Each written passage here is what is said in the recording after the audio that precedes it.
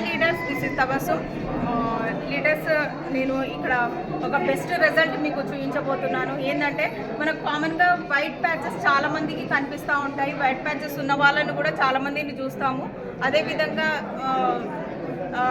దీన్ని మనము తెల్లపూత అని కూడా చెప్పొచ్చు. ఇది ఎక్కువగా కాల్షియం డెఫిషియన్సీ వల్ల ఏర్పడడం అనేది జరుగుతుంది.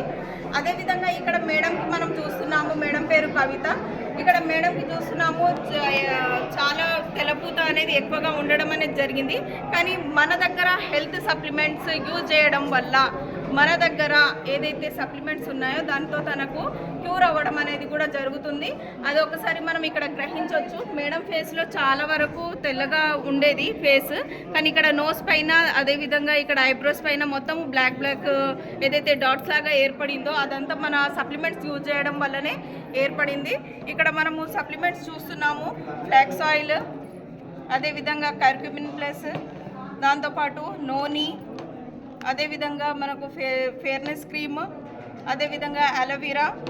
ఇక్కడ మనం చూసుకుంటే హెయిర్ స్కిన్ నెయిల్, దీంతో పాటు మనము ఫుడ్ ప్యాచెస్, సిఎండి అవి కూడా ఇవ్వడం అనేది జరిగింది. Thank you. Wish you wealth.